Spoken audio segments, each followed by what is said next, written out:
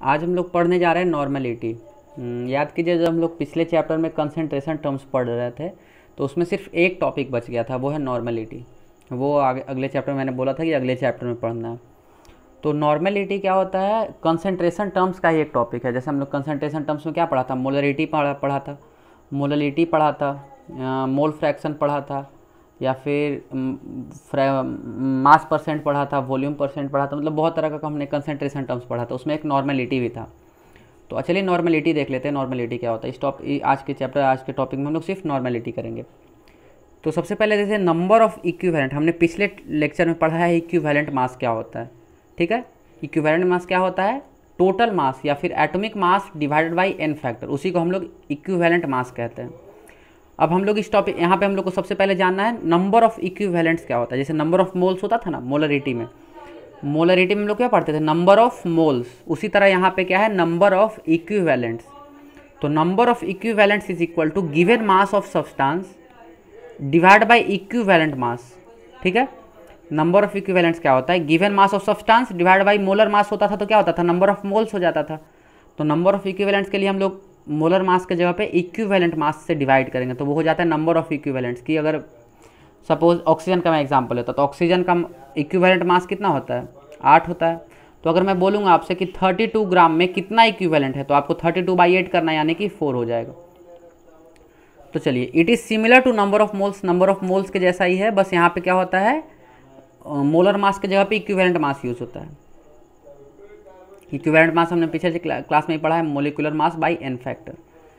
चलिए अब देखते हैं relationship between normality and molarity. Molarity और नॉर्मेलिटी के बीच क्या रिलेशन है, आपको ये तो पता चल गया कि मोलरिटी हमने पिछले क्लास में पढ़ा है, तो हम लोग वहाँ से नॉर्मेलिटी निकाल के ला सकते हैं। तो चलिए, मोलरिटी क्या होता था? Number of moles of solute divided by volume in litre. ठीक है, number of moles of solute divide by volume in litres, यही तो होता था मोलरिटी। अब क्या है, ये नंबर ऑफ मोल्स क्या हो जाता है?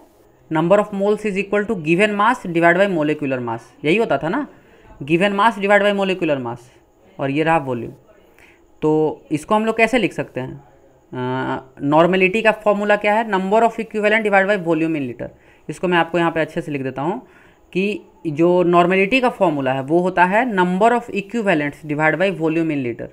जैसा कि मोलरिटी में क्या था? मोलरिटी में था number of moles divide by volume in litre. यहाँ पे क्या है? नंबर ऑफ इक्विवेलेंट्स, ये है number of equivalent divide by volume in litre. तो नंबर ऑफ इक्विवेलेंट मतलब क्या होता है? Given mass divide by equivalent mass. ठीक है ना, नंबर ऑफ क्या बोलते हैं? नंबर ऑफ इक्विवेलेंट्स मतलब क्या होता है? Given mass divide by equivalent mass. अभी हमने यहाँ पे पढ़ा, देखिए, number of equivalents is equal to given mass divide by equivalent mass into volume in litre. ये हो गया नॉर्मेलिटी हमारा। और इक्विवेलेंट मास क्या होता है? इक्विवेलेंट मास होता है molecular mass divide by N factor. हमने पढ़ा है ना, इक्विवेलेंट मास क्या होता है? Molecular mass divide by N factor. तो वो वैल्यू हमने यहाँ पे इक्विवेलेंट मास का वैल्यू यहाँ पे पुट किया। तो नॉर्मेलिटी को हम लोग फाइनली क्या लिख सकते हैं? यहाँ से, अगर यहाँ से देखा जाए तो नॉर्मेलिटी को क्या लिख सकते हैं? गिवन मास, ये देखिए यहाँ से given mass divided by equivalent mass की जगह पे हम लोग लिख सकते हैं molecular mass by N factor. तो यहाँ पे आ गया molecular mass by N factor, ठीक है, इनटू वॉल्यूम इन लीटर।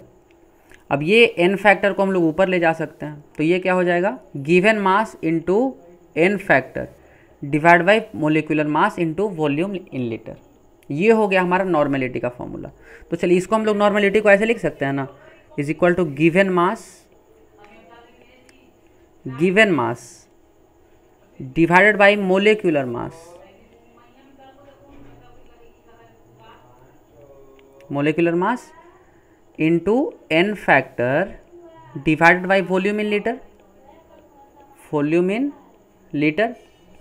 अब ये क्या है? ये आप ध्यान से देखिए यहाँ पे, ये क्या है? Given mass divide by molecular मास क्या होता है? ये हो जाता है नंबर ऑफ मोल्स। क्या होता है? Given mass divide by molecular mass, number of moles होता है। ठीक है, तो इसको हम लोग यहाँ पे नंबर ऑफ मोल्स लिख सकते हैं। नॉर्मेलिटी इज इक्वल टू क्या? Number of moles into N factor divide by volume in litre. अब एक और देखिए, यहाँ पे एक और चीज़ देखिए, number of moles divided by volume in litre, ये क्या होता है? यही तो मोलरिटी होता है, यही तो मोलरिटी है ना। यहाँ पे देखिए मोलरिटी क्या है? Number of moles of solute divide by volume in litre, यही तो मोलरिटी है। तो इसको हम लोग मोलरिटी लिख सकते हैं, यानी कि normality is equal to molarity into N factor. ठीक है, यही हमारा नॉर्मेलिटी का फॉर्मूला है, या फिर रिलेशन है नॉर्मेलिटी और मोलरिटी के बीच में। ठीक है, तो चलिए नॉर्मेलिटी का फॉर्मूला क्या होता है? Normality is equal to number of equivalents, moles नहीं, number of equivalents divided by volume in litres. ठीक है, यही होता है नॉर्मेलिटी।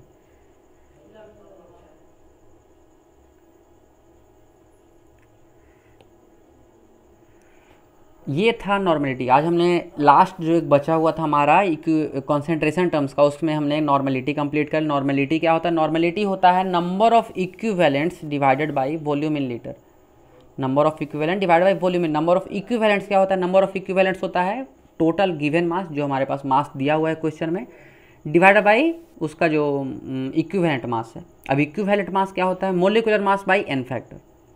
ठीक है, तो चलिए एक क्वेश्चन और लेते हैं। यहाँ पे एक क्वेश्चन हम लोग सबसे पहले करते हैं। क्वेश्चन क्या है? Find normality of oxygen 32 gram in 8 litres of water. 8 litre water में 32 ग्राम ऑक्सीजन है। ठीक है, तो पूछ रहा है नॉर्मेलिटी क्या होगा। तो चलिए इसको एक सॉल्व करते हैं। तो सबसे पहले क्या हम लोग को निकालना है? इक्विवेलेंट मास। सबसे पहले क्या है? इक्विवेलेंट मास हम लोग को निकालना है। Equivalent mass is equal to molecular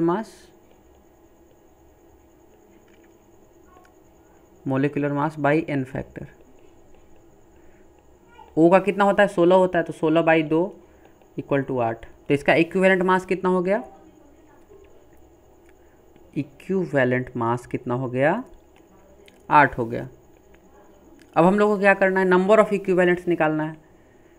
number of equivalents is equal to given mass कितना है? 32। देखिए यहाँ पे कितना है? 32 gram divide by equivalent mass 8 is equal to 4। तो नंबर ऑफ इक्विवेलेंट्स कितना हो गया? 4 हो गया। अब हम लोग को नॉर्मेलिटी का फॉर्मूला पता है, number of equivalents divide by volume. किस में? लीटर में। वॉल्यूम दिया है कितना? 8 लीटर्स ऑफ वाटर। चलिए तो यहाँ पे लिख लेते हैं नॉर्मेलिटी। नंबर ऑफ इक्विवेलेंट्स कितना है? 4 है। वॉल्यूम कितना है? 8 है, इज इक्वल टू 1/2, यहाँ की 0.5। Normality is equal to 0.5 n। ये हो गया हमारा आंसर, अगर हम लोग को नॉर्मेलिटी पूछा जा रहा है। इसी तरीके से आपसे किसी भी तरीके से ऐसे एक क्वेश्चन इस तरह से भी पूछ सकता है। क्वेश्चन क्या है? Find molarity of a solution if normality is equal to 3 given N factor is equal to 2। ठीक है ना, अगर ऐसे दिया है तो आपको यहाँ पे रिलेशन पता है ना, normality is equal to molarity into N factor. ठीक है, तो चलिए सॉल्व करते हैं। Solution normality is equal to molarity into N factor. Value लिखते हैं। हम लोग को निकालना क्या है? मोलरिटी निकालना है। तो नॉर्मेलिटी का वैल्यू कितना है यहाँ पे? 3 is equal to molarity into N factor कितना है? 2। ठीक है, सिंपली देखिए ना, कुछ नहीं करना है। नॉर्मेलिटी हम लोग को दिया है 3 और मोलरिटी हम लोग को निकालना है। तो एन फैक्टर हम लोग को पता ही है, एन फैक्टर भी देखिए यहाँ पे दे दिया है। तो हम लोग को क्या निकालना है? मोलरिटी। तो 3 इज इक्वल टू 2m, या m is equal to 3/2 is equal to 1.5। तो इसका मोलरिटी कितना हो जाएगा? Molarity is equal to 1.5m।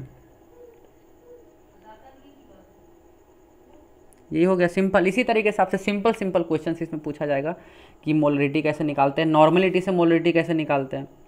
और आगे चल के फिर हम लोग इसी में आगे जा कर के, ये कोई रिलेटेड टॉपिक नहीं था, बस यहाँ पे आपको इक्विवेलेंट देखिए। अगर मैं ये पिछले चैप्टर में पढ़ा था तो आपको इक्विवेलेंट मास पता नहीं था, लॉ ऑफ इक्विवेलेंस पता नहीं था, तो ये समझाना काफ़ी मुश्किल हो जाता और बहुत टाइम टेकिंग हो जाता वहाँ पे। लेकिन अभी जब मैंने आपको इस चैप्टर में पढ़ाना ही है इक्विवेलेंट मास, एन फैक्टर या फिर लॉ ऑफ इक्विवेलेंस, तो यहीं पे ये टॉपिक पढ़ाना ज़्यादा ईजी रहता है, इसलिए ये टॉपिक मैंने यहाँ पे पढ़ा है।